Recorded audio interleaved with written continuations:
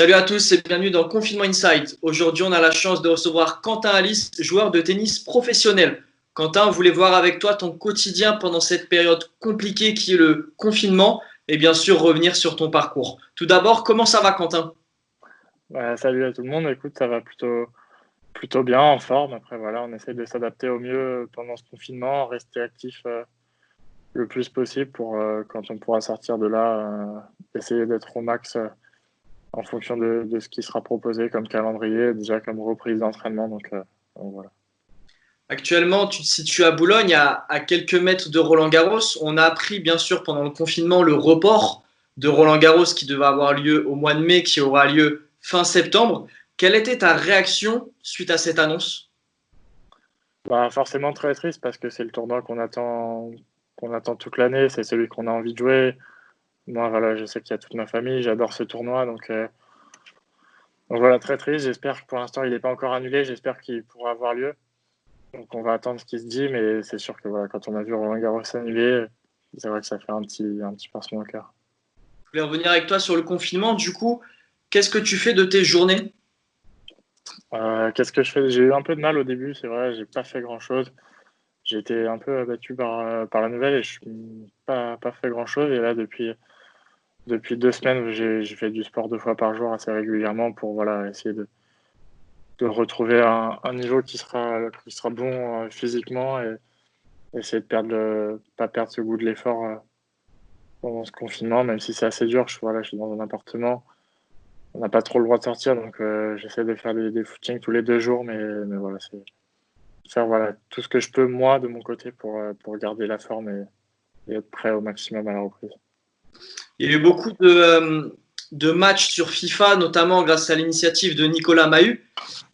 Est-ce que toi aussi tu joues à la console pendant ce confinement à côté du sport ou tu regardes plus des séries, des films ou plus avec la famille du coup Non, moi, je suis pas très console, je joue pas du tout, mais j'ai un peu regardé les matchs que Nicolas Mahut avait organisés. C'est sympa, il y a plein de stars, donc ça m'a fait marrer de voir un peu les sportifs, les différents sportifs connus jouer.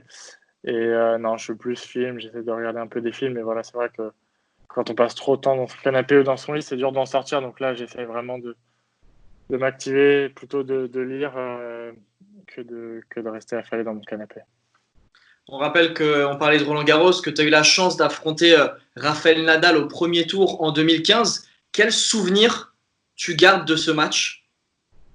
La chance, moi j'aurais plus dit la malchance parce que sur 128 joueurs, c'était pas forcément le meilleur tirage, mais non, c'est sûr que ça reste quand même malgré tout un bon souvenir. Après c'est sûr que c'est assez mythique de se dire qu'on a pu jouer Nadal sur le central de Roland Garros, mais voilà, j'aimerais le rejouer dans d'autres conditions en étant capable de pouvoir au moins rivaliser un peu avec lui.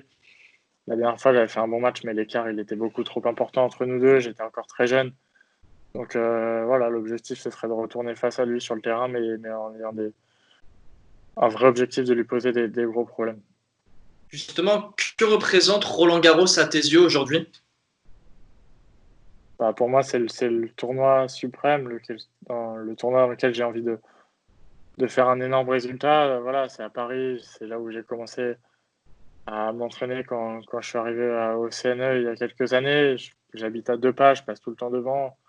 Quand je vais marcher, c'est vrai que je passe devant et que voilà, c'est le tournoi qui me tient à cœur et c'est là où finalement j'ai envie de tout donner pour un jour réussir à faire le meilleur Roland possible. On est en plein confinement, du coup il y a eu beaucoup d'annulations de tournois. On a vu à l'initiative des meilleurs mondiaux, Djokovic, Nadal, Federer, qui parlaient d'une cagnotte pour les sportifs classés au-delà de la 100e place à l'ATP. Toi qui es aujourd'hui au-dessus de la 150e place à l'ATP, comment ça se passe financièrement? Ça se passe. Moi, j'ai eu la chance, entre guillemets, de me qualifier à l'Open d'Australie où voilà, c'est dans les tournois du Grand Chelem, c'est là où il y a quand même pas mal d'argent. Donc j'ai pris un joli chèque en début d'année. Après, j'ai fait une saison 2019, c'est assez compliqué où voilà, j'ai pas très bien joué, donc elle a été difficile. Donc voilà, de toute façon, ça allait être difficile pour tout le monde qu'on fasse du tennis, qu'on fasse pas de tennis. Donc moi, voilà, j'ai au moins eu cette chance de gagner de l'argent en début d'année. Donc je suis pas à plaindre, loin de là. Après, je sais qu'il y a des cagnottes, je sais que l'ATP, même la FFT, Tout le monde va essayer de faire du mieux possible pour aider les joueurs. Je suis pas dans les discussions, je sais pas ce qui se dit, mais en tout cas, je sais qu'ils feront en sorte qu'on soit aidé au maximum et pas que moi. Même j'ai entendu dire presque la majorité du circuit. Donc ce sera toujours un débat sans fin, qui aider, comment. Et je sais qu'ils feront tout leur possible pour que ce soit le plus juste et équitable possible. Donc on va attendre et voilà, on va rester patient. Qu'est-ce qui te manque le plus pendant ce confinement? Ce qui me manque le plus, c'est clairement les tournois. Moi, je suis pas un grand fan de l'entraînement. Même là, j'ai un peu de mal à aller m'entraîner par moi-même. Ce qui me manque vraiment, c'est les matchs, les voyages, l'adrénaline, tout ça. Et voilà, donc c'est pas prêt forcément de redémarrer tout de suite. Donc c'est pour ça que j'essaie de quand même maintenir une activité régulière pour pas perdre le goût de l'effort, parce que voilà, moi l'entraînement, c'est pas ce que je raffole forcément. J'ai besoin de faire des matchs, de retrouver l'adrénaline, tout ça. Donc j'ai hâte que les matchs reprennent, j'ai hâte de repartir en tournoi, de revoyager. C'est une période un peu difficile pour les joueurs parce qu'on n'a pas du tout l'habitude de rester chez nous, donc c'est particulier. Donc voilà, on doit prendre encore un peu plus sur nous, mais voilà, quand on voit ce qui se passe dans le monde, on relativise quand même pas mal aussi, et voilà, on apprend à gérer, et ça ne fait pas de mal, je pense, de rester un peu chez nous, de profiter aussi. À côté du tennis, est-ce que tu as une passion à nous partager aujourd'hui? J'ai pas énormément de passion, je m'en suis rendu compte là pendant ce confinement. J'aime bien lire, j'aime bien regarder des séries, je suis un grand fan de sport dès que je peux. Moi, mon kiff, c'est d'aller faire un max de sport, j'aime vraiment tous les sports. Je suis quand même grand fan de golf. Je regarde beaucoup de documentaires sur le foot, sur le sport, sur tout en général. Et non, ce qui me manque vraiment le plus, c'est faire du sport, peu importe finalement que ce soit du tennis ou autre. Je suis un grand fan de sport en général et c'est surtout ça qui manque. Quel est ton meilleur souvenir? On rappelle voilà, que tu es encore jeune, tu as encore de belles années devant toi. Mais pour le moment, quel est le meilleur souvenir de ta carrière? Pour le moment, je pense que c'est quand j'ai gagné mon premier tour à Roland-Garros il y a 4 ans maintenant, j'avais battu Chung. Je pense que voilà, quand tu gagnes un match en Grand Chelem, c'est beaucoup d'émotions. On a gagné un autre à l'Open d'Australie, mais celui à Paris, vraiment, devant ma famille, il me tenait à cœur et je pense que c'est mon moment pour l'instant favori de ma carrière.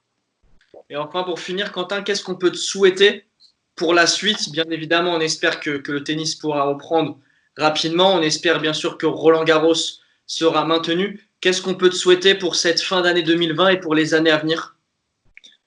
Bah, déjà pour 2020, ce serait vraiment qu'on retrouve la compète, qui à mon avis va être difficile, mais voilà, ce serait déjà cool. Et après pour la suite, bah voilà, ce serait monter au classement le plus haut possible.